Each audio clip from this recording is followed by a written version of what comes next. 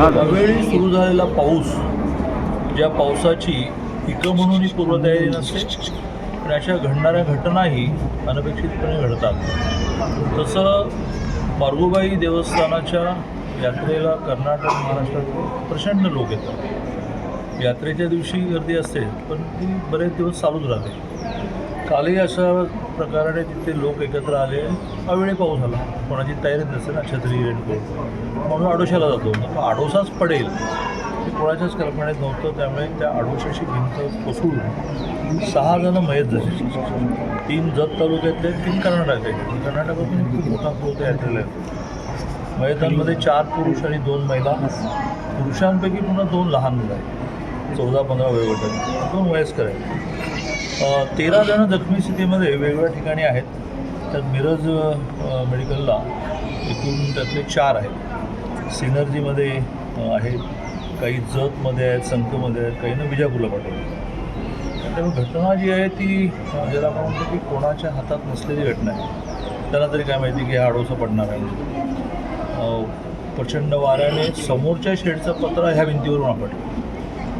तर आता मृतांच्या नातेवाईकांना प्रत्येकी 4 लाख रुपये मिळण्याचा प्रस्ताव कलेक्टर महोदयांनी तयार केला आहे. तो मदत पुनर्वसनला जाईल. उद्या सुदैवाने कॅबिनेट आहे, लगेच मदत पुनर्वसनच्या ज्या त्याचे मिनिस्टर आहेत मदतमध्ये, त्यांना मी सांगून पटकन चेक मिळण्याची व्यवस्था करू. जखमींचा सगळा खर्च आम्ही करू. काही सरकारी योजनेतून होईल, काही प्रायव्हेटली होईल. ते प्रायव्हेटली पण आम्ही करू. सिनर्जीला प्रायव्हेटली बिल भरायला लागेल, ते आम्ही करू.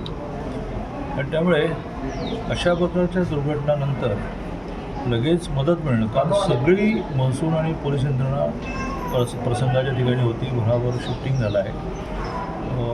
यात जे करावं लागेल ते शासन काढतो. मोठेवाडी गावामध्ये मरगुबाई देवस्थान जत तालुक्यातला तिकडे एक यात्रा याविषयी बरेचसे लोक जडो झाले होते आणि तिकडे प्रचंड वाडा हे असल्यामुळे ते दुर्दैवी घटना घडली. तिकडे तारपात्रे आणि त्याची अँगे मोडून एक भिंतीवर पडली आणि ते भिंती कसरलं आणि ते भिंती मागे जे लोक बसले होते त्याच्यापैकी 6 लोकांची दुर्दैवी निधन झालेली आहे. आणि त्याच्यापैकी 4 महाराष्ट्रीयन आणि 2 कर्नाटकाचे आहेत. आणि ते 16सुद्धा जवळपास 13 लोकांच्या ते जखमी झालेले आहे. त्या ठिकाणी ते 13 जे जखमी झालेले आहे त्यांना जिल्ह्यातल्या वेगवेगळ्या ठिकाणी सिव्हिल हॉस्पिटल आणि इतर खाजगी हॉस्पिटल जत आणि मिराजमधला वेगवेगळ्या हॉस्पिटलमध्ये त्यांना दाखल करण्यात आलेली आहे. माननीय पालकमंत्री महोदय आणि त्याच्यामध्ये सगळे आमचे जे सन्माननीय जनप्रतिनिधी जजचे त्यांनी पूर्ण रात्री त्याच्याबद्दलही आढावा घेतलेले आहे आणि आज त्यांची भेटही झालेली आहे. आणि सुदैवी घटना हे आहे की सगळे जे जखमी झाले होते ते सगळ्याच्या सुस्थितीत आले.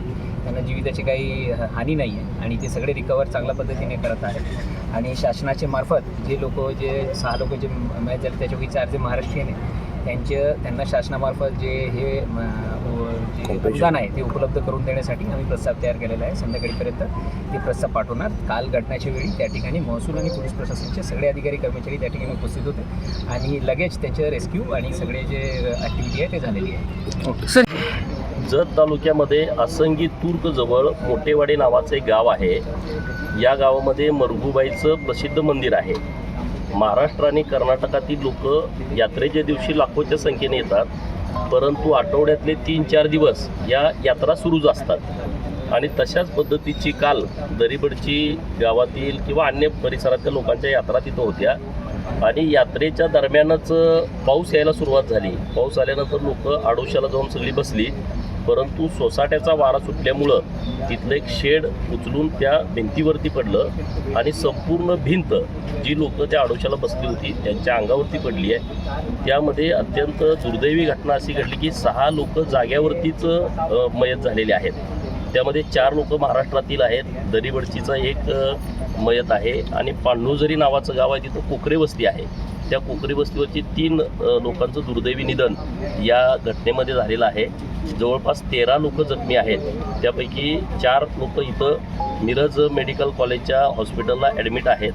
त्यांची विचारपूस आता माननीय पालकमंत्री महोदय, माननीय कलेक्टर सांगली, माननीय SP सांगली यांनी आता केलेली आहे. दुसरे पेशंट सिनर्जीला डॉक्टर अळणी साहेबांच्या हॉस्पिटल ॲडमिट आहेत. काही लोक जतमध्ये, काही लोक संकला आणि विजापूरची काही लोक असल्यामुळं काही लोक विजापूरला तिकडं दवाखान्यात शिफ्ट केलेली आहेत. तर मिरज मेडिकल कॉलेजचे सगळे पदाधिकारी आहेत, माननीय डीन साहेब, गुरव साहेब आहेत, डॉक्टर रुपेश शिंदे सर आहेत, इथला मेडिकल सगळा स्टाफ अत्यंत काळजीपूर्वक उपचार या सगळ्या लोकांच्यावरती करतो आहे. प्रायव्हेटमध्ये जी सगळी लोकं आहेत त्यांची सगळी जबाबदारी माननीय पालकमंत्री महोदयांनी घेतलेली आहे. ज्या लोकांचं दुर्दैवी निधन झालं आहे त्यांना आम्ही भावपूर्ण श्रद्धांजली अर्पित करतो. आता ह्या झालेल्या घटनेला आम्ही काही करू शकत नाही, परंतु सरकारच्या माध्यमातून त्यांना मदत मिळवून देण्याच्या दृष्टिकोनातून आज माननीय कलेक्टर सांगली तात्काळ त्यांना मदत मिळण्याच्या संदर्भातला एक प्रस्ताव आज सरकारकडे पाठवणार आहेत. उद्या कॅबिनेट असल्यामुळं उद्या माननीय पालकमंत्री चंद्रकांत दादा आणि मी माननीय मकरंद पाटील साहेब ज्यांच्याकडे हे खातं आहे मदत पुनर्वसन, त्यांना भेटून ही मदत मिळण्याच्या दृष्टिकोनातून प्रयत्न करणार आहे.